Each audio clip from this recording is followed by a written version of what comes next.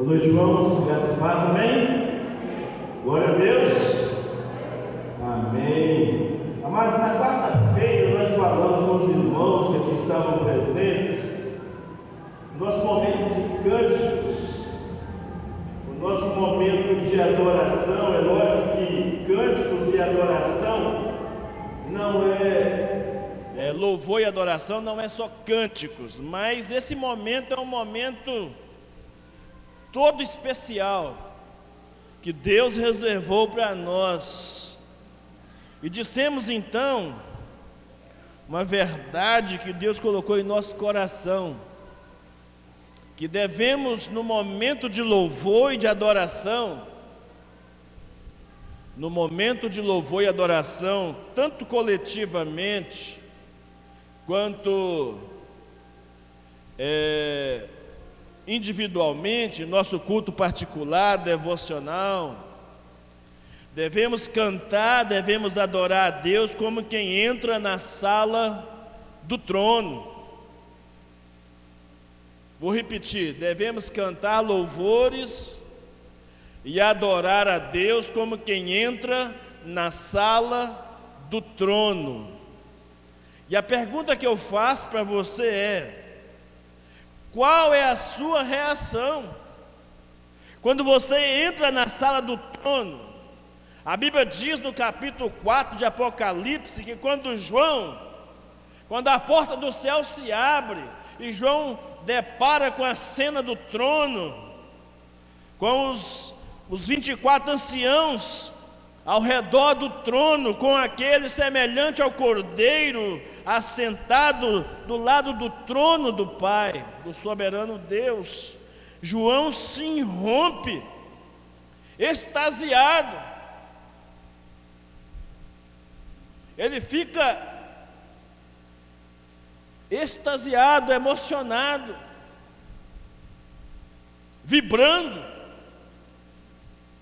vendo a manifestação de adoração daquele lugar. E eu te pergunto, como tem sido a sua experiência de adoração e de louvor a Deus? Primeiro, particular, na sua vida devocional, como é que você tem cultuado a Deus? Você canta louvores para o seu Deus? Na sua vida particular, enquanto você dirige, enquanto você lava vasilha, enquanto arruma a casa, enquanto você trabalha, enquanto você viaja,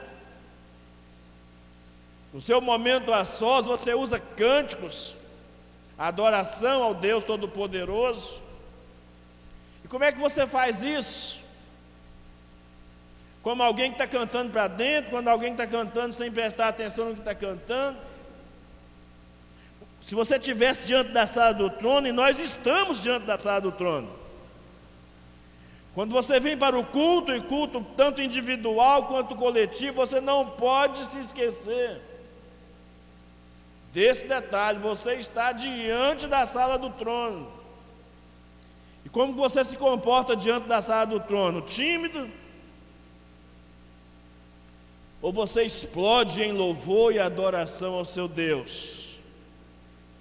Pela magnitude, pela grandeza, pelo brilho da presença dEle. Num constrangimento, mas num constrangimento que te leva a uma verdadeira adoração. Como os 24 anciãos faziam, que pegavam as suas coroas e depositavam ao pé do trono. Então é só uma palavra de exortação aos irmãos, para que usufrua o máximo que você puder desse momento solene de se aperceber, ter uma visão, ter uma percepção da sala do trono. Se você tem dificuldade, eu quero convidar você para fazer isso de novo. Pega a sua Bíblia, abre a sua Bíblia em Apocalipse 14 em casa, leia, medite no que está escrito ali, porque ali é uma preparação da igreja, que somos nós, para o que há de vir. A visão que você tem do trono vai interferir a visão que você tem da terra, do que acontece no dia a dia. Pense nisso. Mas não é esse o tema, apenas me lembrei disso. O tema de nossa reflexão essa noite é entendendo a missionalidade da igreja. Quero ler alguns textos bíblicos com os irmãos nessa noite. O primeiro está em Atos dos Apóstolos, capítulo 2, versos 42 em diante. Atos dos Apóstolos, alguns estudiosos chamam de Atos do Espírito Santo, capítulo 2, a partir do verso 42. Diz assim a palavra do nosso Deus, Atos 2, a partir do verso 42. Diz assim a palavra de Deus: e perseveravam na doutrina dos apóstolos e na comunhão, no partir do pão e nas orações. Em cada alma havia temor, e muitos prodígios e sinais eram feitos por meio dos apóstolos. Todos os que criam estavam juntos e tinham tudo em comum. Vendiam as suas propriedades e bens, distribuindo o produto entre todos, à medida que alguém tinha necessidade. Diariamente perseveravam unânimes no templo e partiam o pão de casa em casa e tomavam as suas refeições com alegria e singeleza de coração, louvando a Deus e contando com a simpatia de todo o povo. Enquanto isso, o Senhor lhes acrescentava dia a dia os que iam sendo salvos. Amém. Capítulo 4, a partir do verso 31. Atos dos Apóstolos, capítulo 4, a partir do verso 31 até o 37.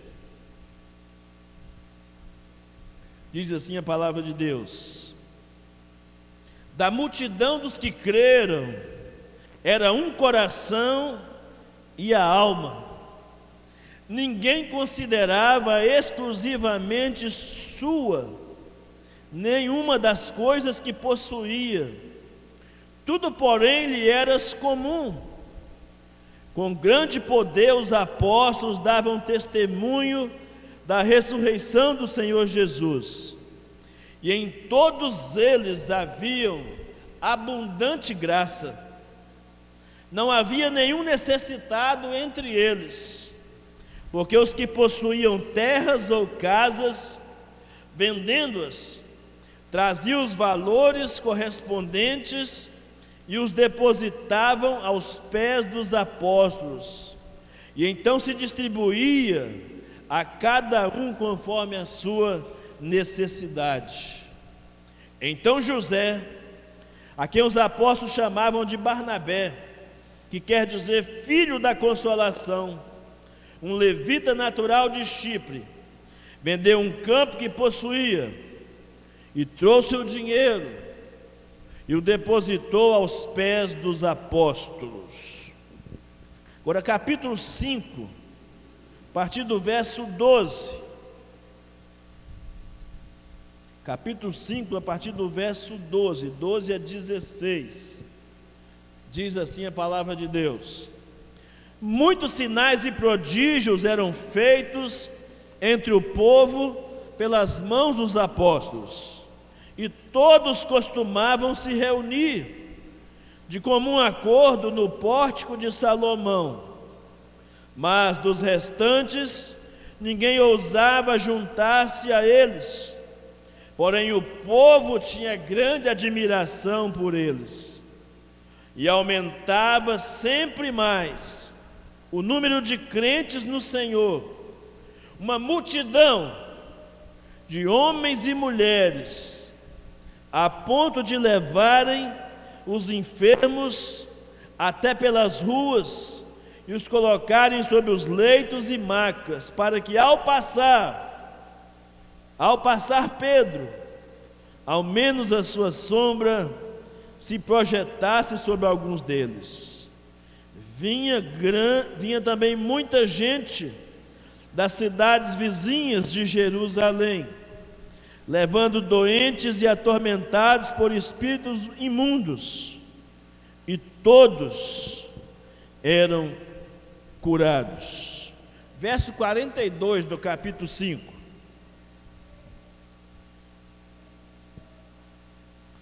Verso 42 do capítulo 5. Diz assim a palavra de Deus: e todos os dias, no templo e de casa em casa, não cessavam de ensinar e de pregar que Jesus é o Cristo. E para fechar a nossa série de leituras, capítulo 6, versículo 7. Capítulo 6, versículo 7. Diz assim a palavra de Deus: e a palavra de Deus crescia, e em Jerusalém o número dos discípulos aumentava. Também um grande grupo de sacerdotes obedecia à fé. Amém. Santo Deus, é a tua palavra, e que responsabilidade, ó Deus, diante da tua palavra, cujo entendimento é que não é por acaso que ela está aqui. Esta palavra está aqui e foi lida para ser ministrada essa noite, porque tu tens grande interesse nesse negócio. Porque tu, ó Deus, queres que a tua igreja se conscientize do seu papel, da sua missão. E te pedimos então que pela intervenção do teu Espírito Santo, as nossas estruturas interiores sejam abaladas e transformadas pelo poder dessa palavra, de modo que saiamos aqui esta noite com uma decisão no coração, de que vamos cumprir a nossa missão, para o louvor da glória do teu nome, ó Pai. Fala conosco nesta noite, como já falou nos cânticos, fala agora através da tua palavra, em nome de Jesus. Que o nosso coração esteja receptivo, não rebelde, mas tão somente obediente à visão, obediente à tua palavra. É a nossa oração em nome de Jesus. Amém e amém. Graças a Deus. Amados, é pela experiência da igreja em Jerusalém que vamos começar a nossa caminhada. Vamos começar a nossa caminhada com os irmãos em busca do entendimento do que é a missionalidade da igreja, e especificamente da nossa igreja. Podemos em algum momento estar falando da igreja de um modo geral, mas precisamos entender que Deus está falando diretamente conosco. Igreja Batista Nova Vida em Timóteo. À medida que formos desenvolvendo o nosso entendimento dos textos bíblicos, desejamos que os irmãos compreendam de tal forma que isso comece a dar resultados de forma prática, ou resultados práticos em nós. Nossa maior dificuldade é que a gente vai acumulando conhecimentos. A gente vai acumulando conhecimento, e muitas vezes o acúmulo de conhecimentos, embora sejam importantes, não nos levam à ação. não nos levam à prática. Em tese, nós sabemos o que fazer, mas não fazemos. Sabemos qual é o nosso compromisso, mas não nos comprometemos. Em tese é isso. Mas o nosso desejo sincero nesta noite é que entendamos o que a Bíblia chama de ser uma igreja missional.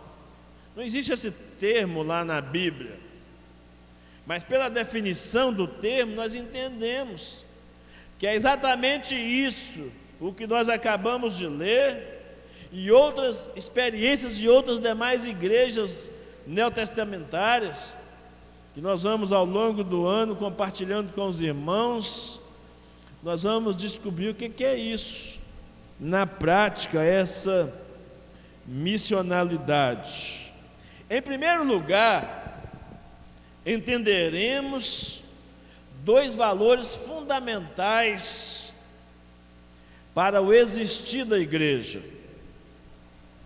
E nós vimos aqui nos textos que nós lemos: a vida pela graça de Deus, a vida ou o viver pela graça de Deus.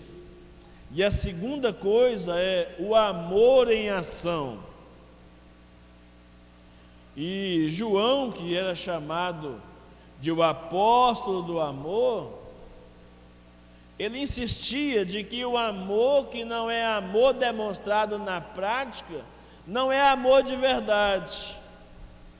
Que o amor não pode ser só de língua, só de palavra. Tem que ter resultados. A ponto dele dizer que se nós não estivermos dispostos a dar a nossa vida pelos irmãos, não há evidência do amor de Cristo em nós. 1 João, capítulo 3, versículo 16. A ponto dele dizer, e depois Tiago também corrobora com essa ideia, de que você diz que ama o seu irmão, você precisa demonstrar isso na prática. Você não pode despedir o seu irmão necessitado sem fazer qualquer coisa para socorrê-lo, sem trazer a esse irmão nenhum tipo de esperança, alguma solução prática para aquele fato. E dentro desse conceito dos dois valores da igreja, existem dois imperativos. Dois imperativos que aconteceu nessa igreja de Atos dos Apóstolos, que nós lemos inicialmente, a igreja de Jerusalém, que fazem parte do estilo de vida da igreja, dessa igreja que vive pela graça de Deus e que pratica o amor cristão. E os imperativos comunhão e evangelismo. Não há comunhão sem evangelismo e não há evangelismo sem comunhão. E é um desafio grande, as duas coisas, a comunhão e o evangelismo. O evangelismo, irmãos, começa primeiro pelo testemunho que nós damos no dia a dia, mas continua pelas nossas ações e pelas nossas palavras, pela nossa paixão por Cristo, pela nossa paixão pela igreja, a forma como nós apresentamos o Evangelho e o Cristo do Evangelho. Eu não sei, por exemplo, quantas pessoas você convidou para vir hoje aqui à noite. Se você pensou só em você, tomar o seu banho na sua casa, se preparou, arrumou, e fez muito bem ter feito isso, né? De preparar e de vir para o culto, celebrar, adorar o Senhor. mas você se preocupou com um vizinho, com um colega de trabalho, com um amigo, com um parente que não conhece a Jesus? Nem que seja pela rede social, você mandar uma mensagem para ele dizer: ô fulano, vem para o culto comigo hoje. Deus tem uma palavra para você essa noite.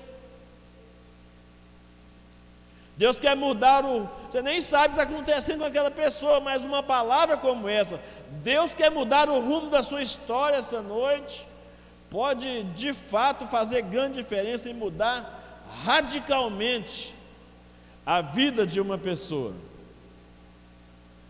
O simples fato de você chegar em alguém, um amigo, um parente, um vizinho, um colega de trabalho, um patrão, um funcionário, dizer: ó, Jesus te ama, e prova esse amor por você. Isso pode fazer toda a diferença na vida de alguém.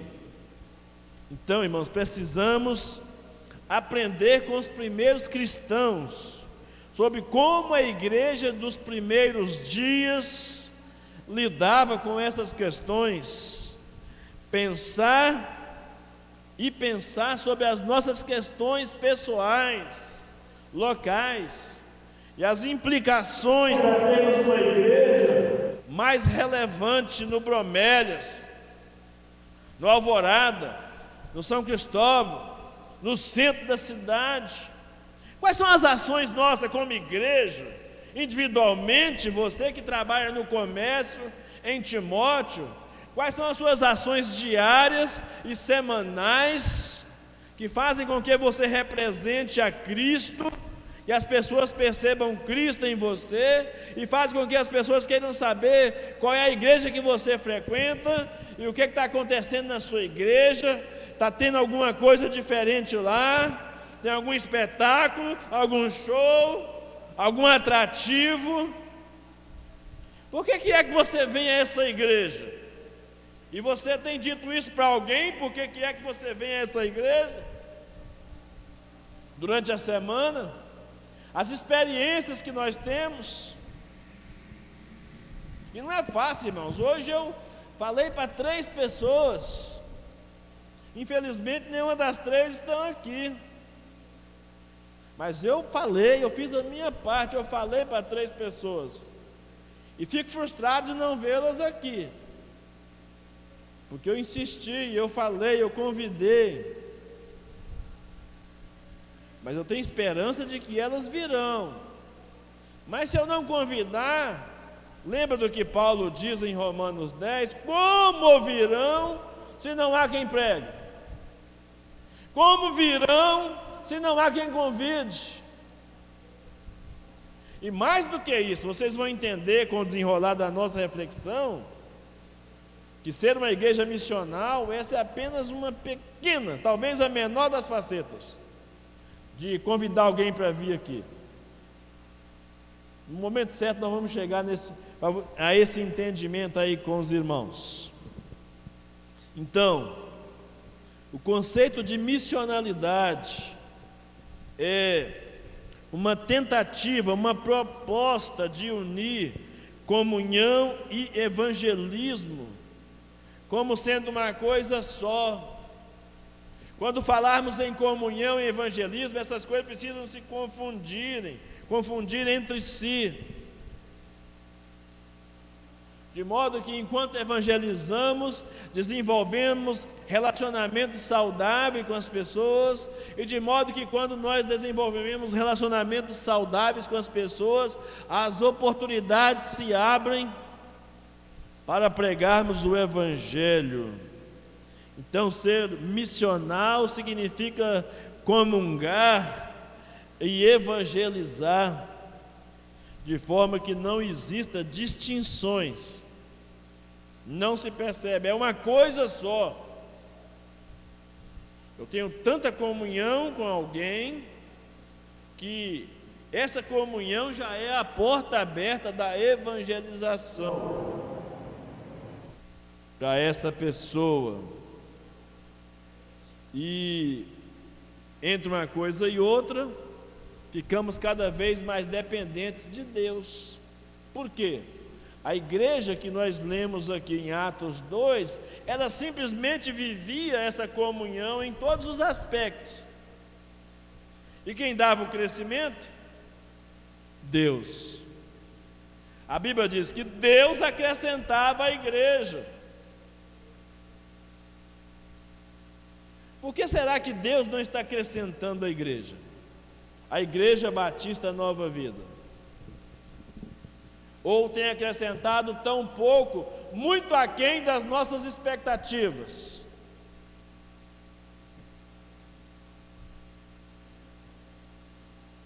Irmãos, eu estou preparado, meu coração está preparado para termos aqui uma igreja de pelo menos 400 membros. Nós temos estrutura para isso. E eu estava pensando sobre isso.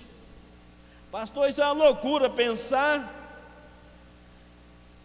em ter uma igreja de 400 membros. Irmãos, não é loucura pensar numa cidade que tem quase 100 mil habitantes. O que são 400 membros para a realidade de uma cidade de quase 100 mil habitantes?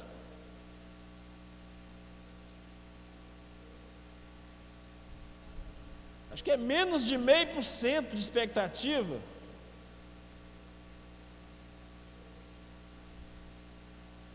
Isso pensando pequeno, o que para muitos de nós seria pensando grande. Grande até demais. Porque a gente tem mania de olhar para a realidade que nós somos hoje, e não pela realidade do que a Bíblia diz, do que a Bíblia propõe para nós, para sermos igreja, ou como sermos igreja, e como exercer influência, e como sermos relevantes na cidade de Timóteo. Eu costumo brincar com algumas pessoas, dizer o seguinte: os amigos, pessoas que eu convido para vir à igreja, e quando elas vêm, eu abordo no final do culto algumas pessoas, não são todas, mas algumas eu pergunto, e aí, foi bom para você? Você gostou? Se tem alguma coisa aqui na igreja que você não gostou no tempo, no culto, eu não tenho a coragem de falar como Rick Warren, né? Rick Warren que diz assim: se você não gostou, é problema seu. Não, eu digo para a pessoa o seguinte: ó, se você não gostou, pode reclamar comigo. Vamos tentar descobrir o que é que você não gostou. Estava vendo uma postagem do Bibo Talk, acho que é assim que fala, na rede social, e alguém fez uma pergunta para ele sobre pessoas chatas, que não conseguia, foi à igreja e não conseguia ficar na igreja porque as pessoas eram chatas, as pessoas não faziam a mínima diferença, as pessoas entravam e saíam e não eram notadas na igreja. E ele disse que a princípio deu uma resposta meio seca, meio dura para aquele negócio, mas depois teve que pedir, alguém alertou a ele que de fato existem igrejas que não são igrejas acolhedoras. Irmãos, é muito difícil não ser uma igreja acolhedora. A gente faz um esforço tremendo, e às vezes nós não somos pessoas acolhedoras. É lógico que ser acolhedor, às vezes a gente pensa só na estrutura. Nós estamos pensando só na estrutura, ter um banco melhor, ter um ar-condicionado, ter um cafezinho, ter alguém na portaria ou ali na entrada, aqui na parte de cima, dizendo bom dia, boa tarde, boa noite, seja bem-vindo e tal. Essas formalidades todas, que são importantes, que precisam ter. Alguém que aborde as pessoas que vêm pela primeira vez e anote seus nomes, pegue seu telefone, que faça contato. Tudo isso são coisas, são formas de nós sermos acolhedores. E durante a semana mandar, nem que seja pelo menos uma mensagem. Se puder mandar mais, pelo menos uma mensagem para um irmão e dizer o quanto que ele é importante, ou mandar uma mensagem devocional que ajuda ele a meditar durante aquele dia. Eu quero dizer para os irmãos que eu faço isso como quem tem autoridade para falar, porque eu pratico isso.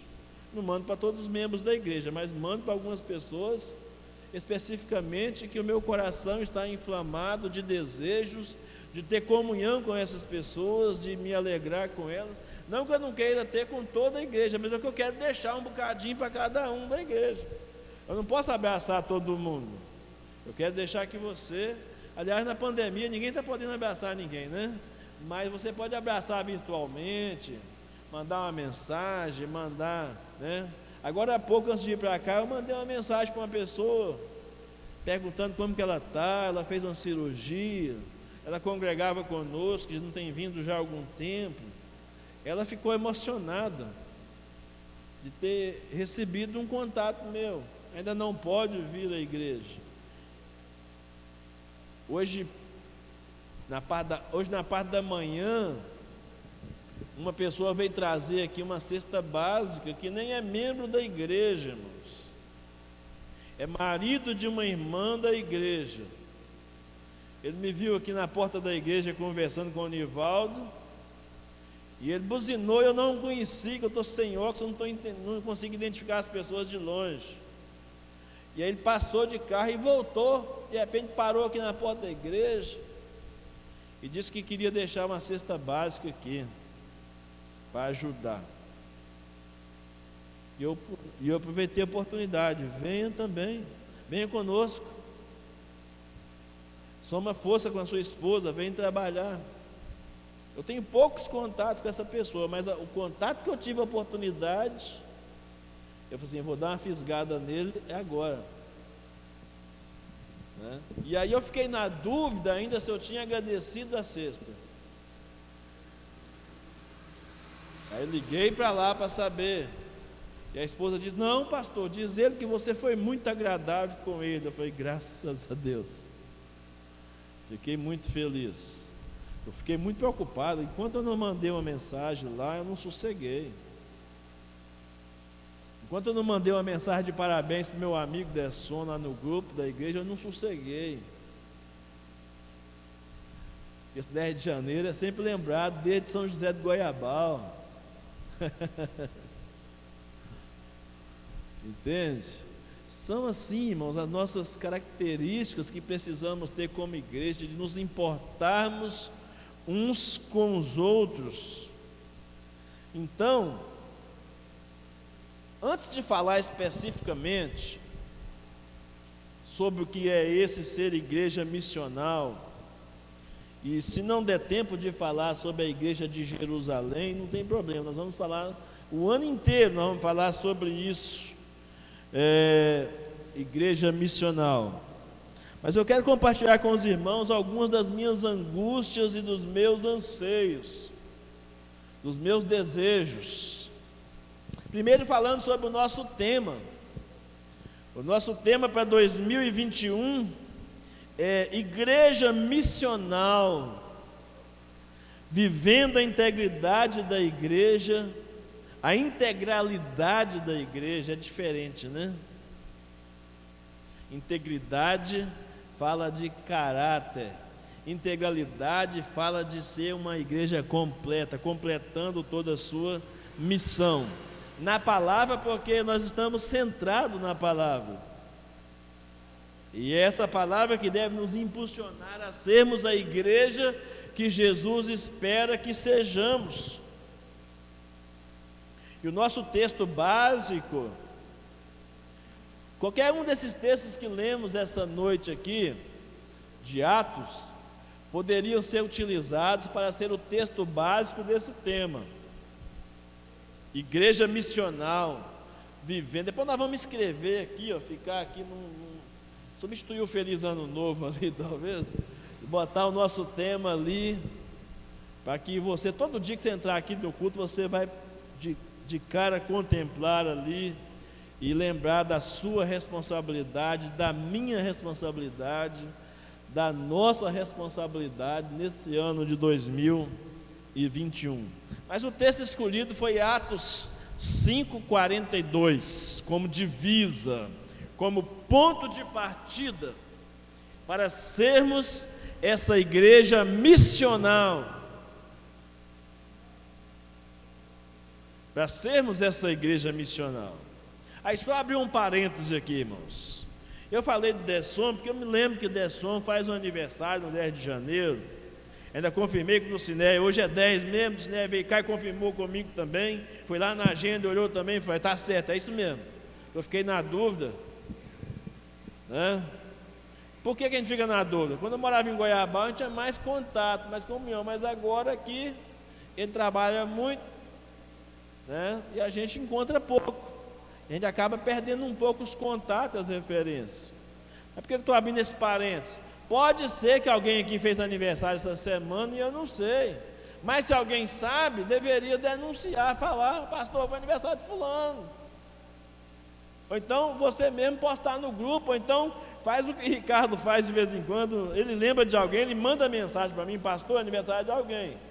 Põe no grupo lá, fazendo favor. Entende?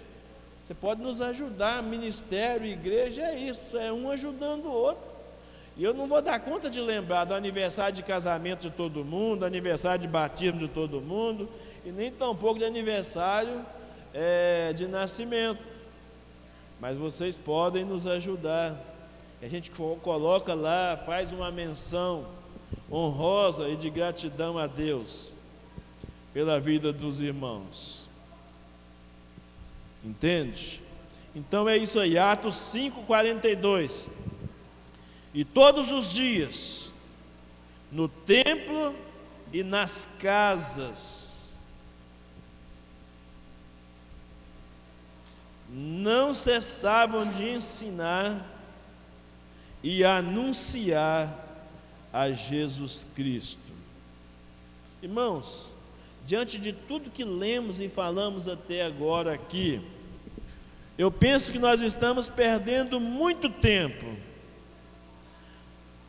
No mínimo, estamos um tanto quanto atrasados no entendimento da nossa missão ou da compreensão do termo missional ou missionalidade. E durante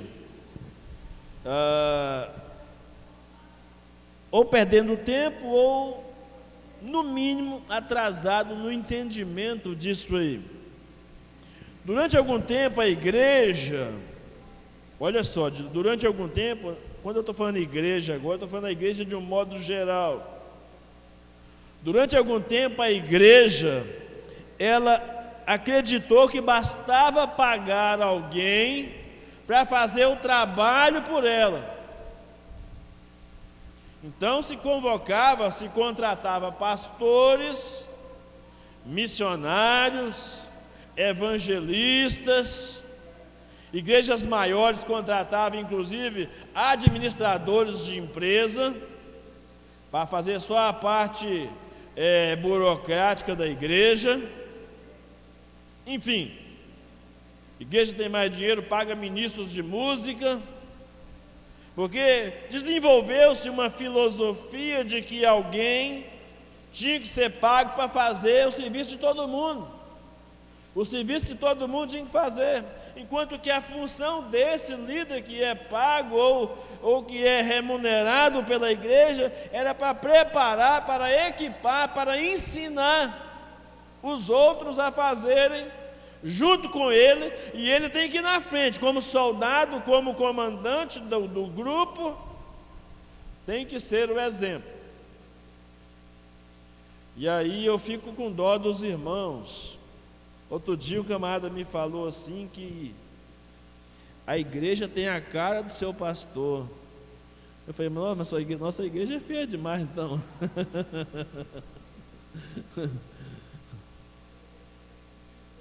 Mas na verdade a pessoa estava falando de aparência, irmão, estava falando de estilo. E alguém falou para me ferroar, a pessoa que falou para me magoar. Falou, você tem ali 50% da igreja que é a reprodução exata, igual de você, doutrinariamente. mas não produz nada, não dá resultado. Eu não sabia se eu batia, mas aí eu aprendi hoje de manhã com o Ricardo que eu tenho que ser pacificador. Eu não sabia se eu batia, se eu xingava, se eu brigava com essa pessoa. Mas isso foi antes da lição, viu, Ricardo? Eu já tinha aprendido a lição.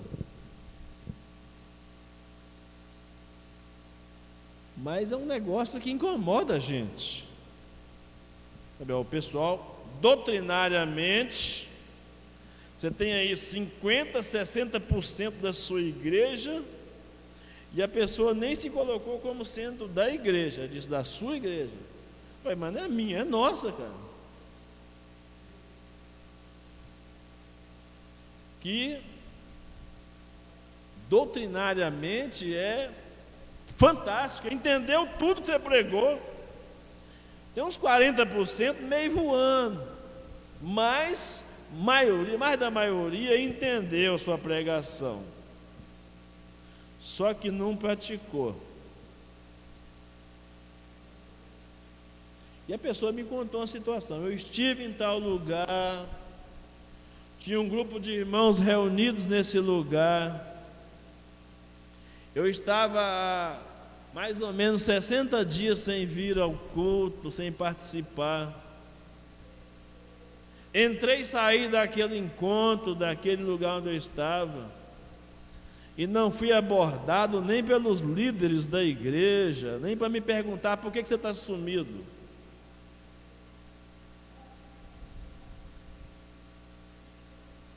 Aí alguém pode falar, pastor, mas esse fulano aí, mais ou menos eu sei quem que é, esse fulano aí, mais ou menos, aí esse cara não serve de desculpa, porque ele não vem, não participa, e etc e tal.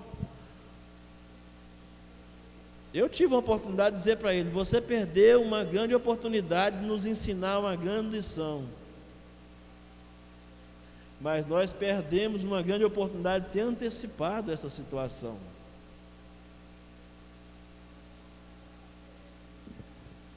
E disse mais: o pastor fulano de tal, que estava nesse encontro, sentou do meu lado, me abordou como ele sempre faz.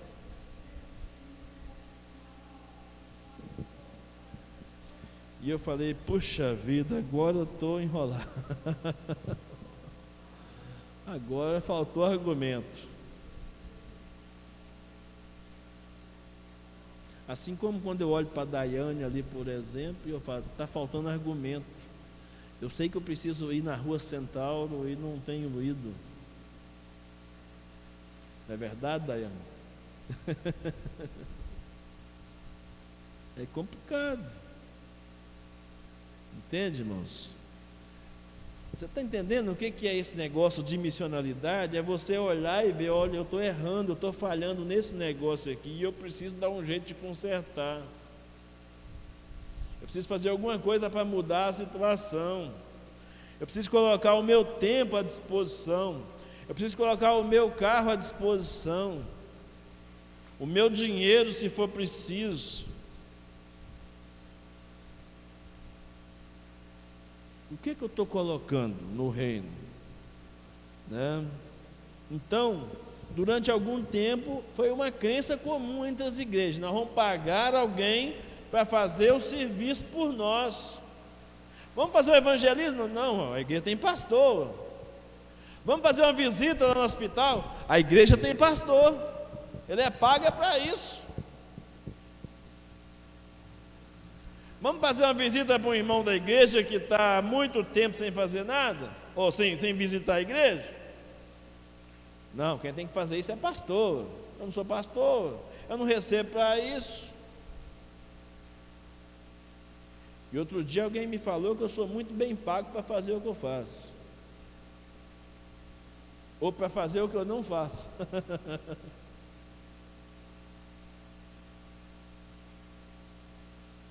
E você tem que ouvir isso e ficar calado, porque eu estou em falha realmente em algumas situações. A gente não consegue atender a todas as realidades, pelo menos não por esse momento, a menos que uma equipe que eu me reuni recentemente com eles, de fato cumpra o papel que eles falaram que vão cumprir. Nós vamos somar força, nós vamos juntar com você, nós vamos fazer também, nós vamos visitar também, nós vamos cobrar também, nós vamos participar também. E eu sabendo disso, o que eu fiz? Uma segunda-feira dessa aí atrás, semana passada, né? Eu mandei para os 3 a mesma pergunta: vão estar comigo no culto? Recebi resposta de 2 dizendo que estava trabalhando. Do outro eu não recebi resposta. Mas quando eu cheguei lá, ele já tinha chegado primeiro do que eu. Está entendendo, irmãos, onde é que eu quero chegar nesse conceito de missionalidade? O negócio é assim meio moroso mesmo, é para você entender a razão do que nós estamos querendo passar para os irmãos para esse ano de 2020 e 2021, né? Então, porque por outro lado, nós os líderes, de um modo geral, nós somos os culpados de não prepararmos de maneira intensa e intencional membros da igreja para viver o Evangelho na sua integralidade, no dia a dia de suas atividades diárias, compartilhando Jesus nas mais variadas formas e nas mais variadas áreas de atuação. Este ano de 2021, especificamente, nós estamos completando, ou estaremos completando, em março, 40 anos de nossa existência nesse local, e não somente pelo simbolismo do número 40 na Bíblia. Depois nós vamos fazer um sermão, uma aplicação para os irmãos entenderem o simbolismo do número 40 na Bíblia. Está na minha mente, no meu coração fazer isso, um sermão sobre o número 40 na Bíblia. E é um número emblemático, e simbolicamente falando, é o número dos anos de existência dessa igreja em 2021. Mas também me preocupa observarmos que estamos marchando com muita lentidão. E a lentidão às vezes é tão grande que parece que nós paramos no tempo. Paramos no tempo. E às vezes, irmãos, aí eu tenho que dar a mão palmatória, né? De como eu cobro lá em casa dos meus filhos. E aí eu fico pensando que muitos dos irmãos refletem exatamente o que eu sou como pastor. Porque a minha esposa, me desculpe usar o exemplo, ela é extremamente pontual em tudo que ela faz. E eu tenho muitas dificuldades com o tempo.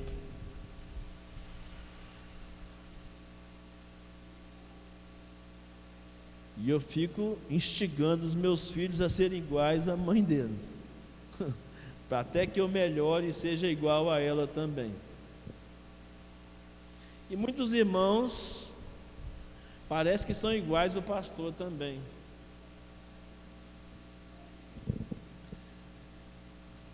Eu ainda sonho com um dia que vocês queiram ser iguais a mim de maneira positiva, naquelas coisas boas e positivas que eu estiver realizando como pastor, juntamente com vocês.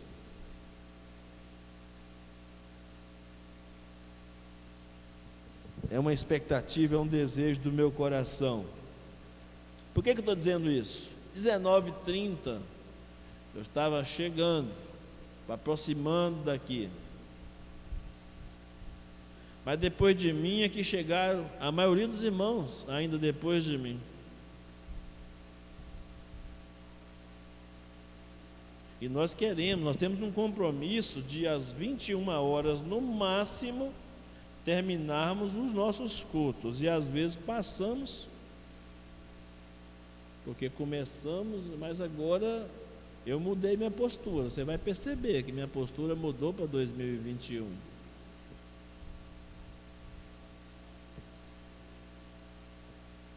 E aí que nós vamos ter expectativa das mudanças para essas coisas, que são mínimas, mas que fazem muita diferença num contexto geral de tudo que desejamos realizar em 2021.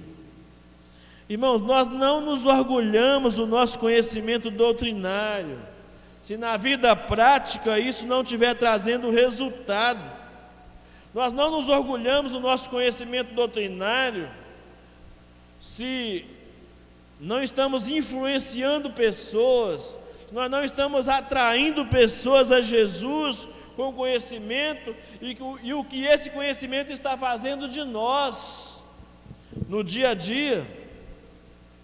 Nós não nos orgulhamos disso. E a impressão que temos é que estamos tendo muitas limitações em nosso crescimento espiritual, exatamente porque o conhecimento que estamos recebendo não tem sido colocado em prática entre um domingo e o outro.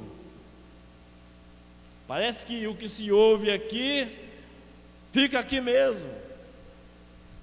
Não caminha, não avança, não transforma nossas relações no dia a dia. De vez em quando alguém está ensinando, pregando, ou falando, ou conversando no particular, aí alguém diz assim, como disse o pastor, aí eu fico pensando, observando, será que eu falei isso mesmo? Eu quero saber se eu falei isso mesmo. Eu vou prestar atenção na conversa. Ou o pastor sempre diz isso. Não. Então falta a parte prática. E por que falta a parte prática, irmãos? Vem naquela palavra inicial que eu falei sobre louvor e adoração. Tem nos faltado a paixão, tem nos faltado a visão da missão de Deus, aquilo que os teólogos, os estudiosos chamam de missio Dei, que é a missão de Deus, é encarnar a missão de Deus para a igreja, o que Deus estabeleceu para a igreja ser como igreja,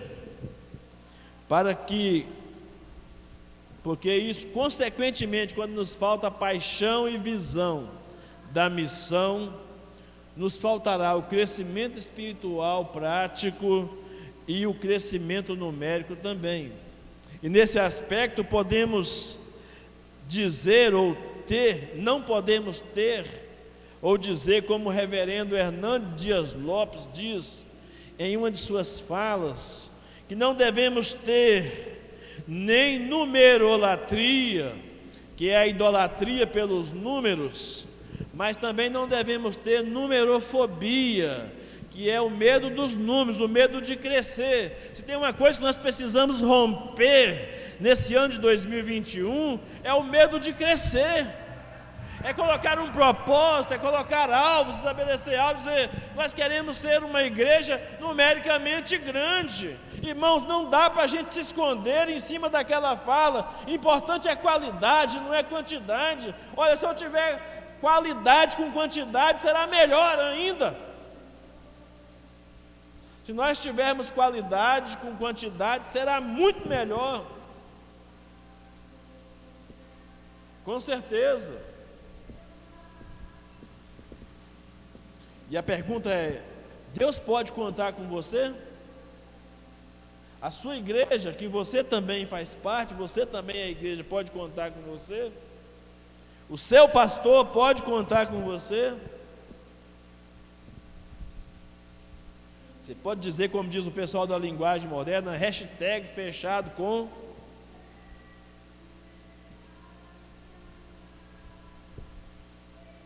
O que você tem pensado sobre isso? Irmãos, o ano de 2020 foi um ano muito difícil para todos nós. O mundo inteiro foi surpreendido por uma pandemia e abateu inicialmente até nós da igreja, de um modo geral. Não deveríamos, mas num dado momento, fomos tomados de muitas incertezas, de poucas expectativas ou perspectivas, dificuldades para lidar com o novo, não estávamos preparados para lidar com as tecnologias e muitas coisas mais, para ficar dentro de casa há muito tempo. Mas a conclusão que eu chego é que a culpa não é só do ano 2020, a culpa não é só da pandemia.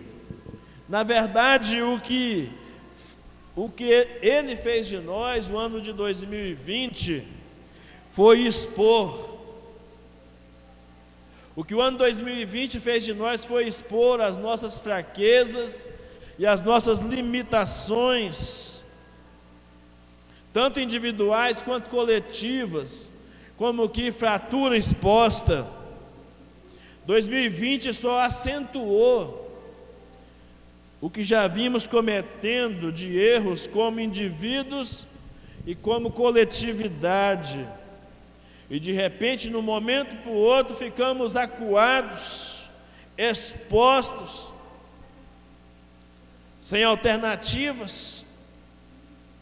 E é num momento crucial como esse que nós somos chamados para repensar o que é ser igreja missional. E precisamos, para tanto, olhar para o alto, olhar para a frente, sem nos esquecermos de olhar para os lados, enxergarmos o outro, mas olhar para dentro também, para dentro de nós mesmos.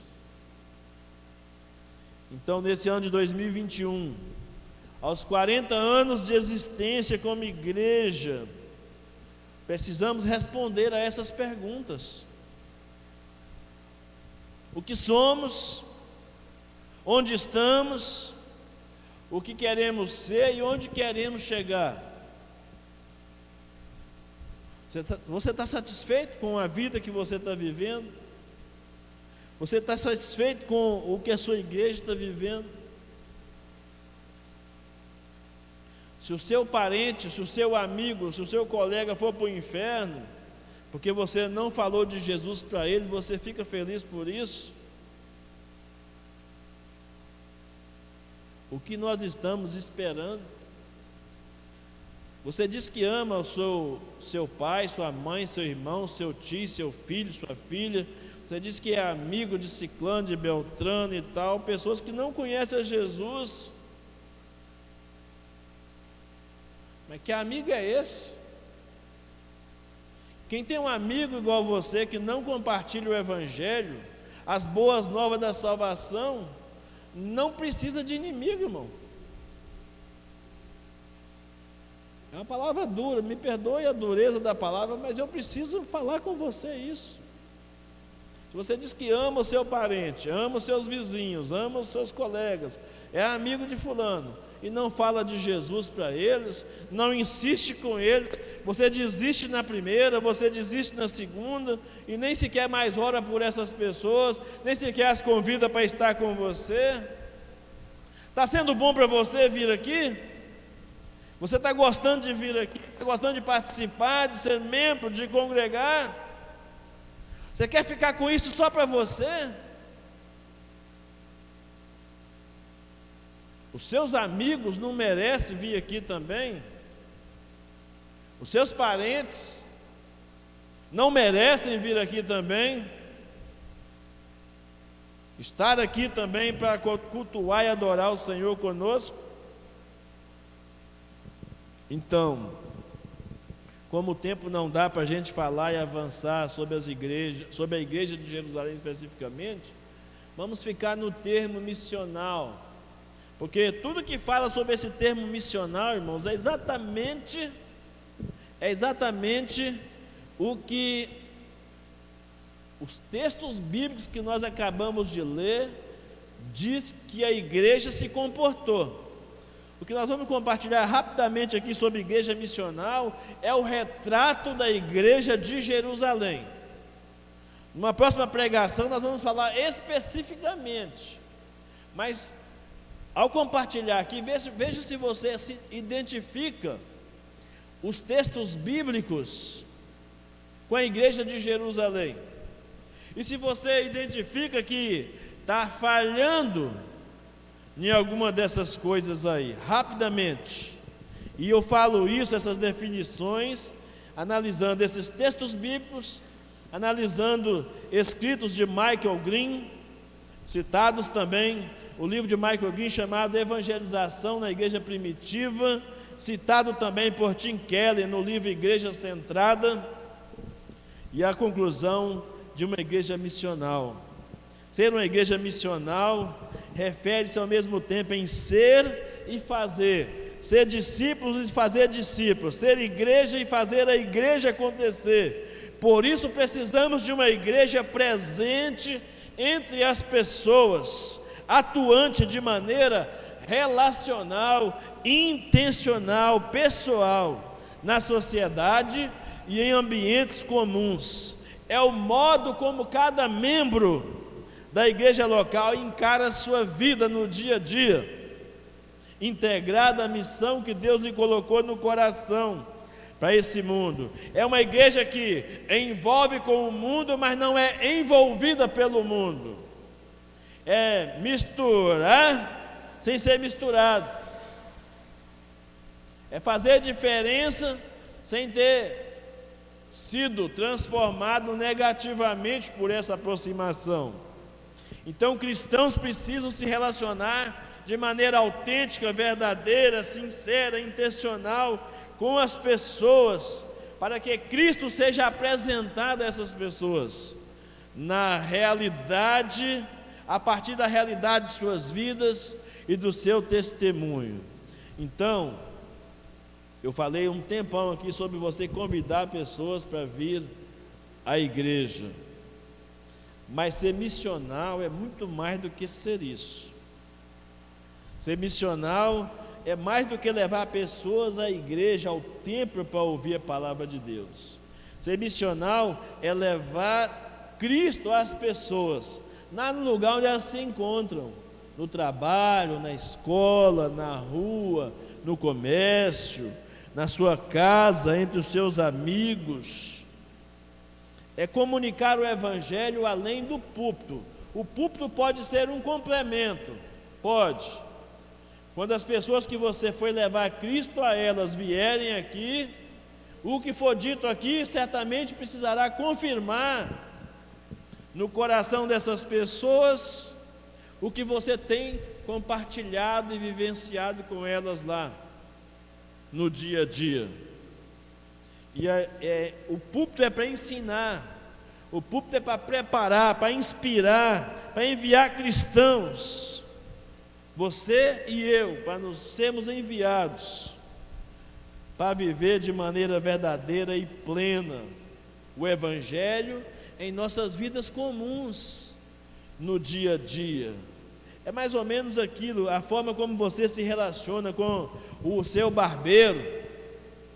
É a forma como você se relaciona com o seu barbeiro, com a sua manicure, com o taxista, com a professora, com o médico, com o açougueiro, com caixa de banco, com o supermercado, colega de trabalho.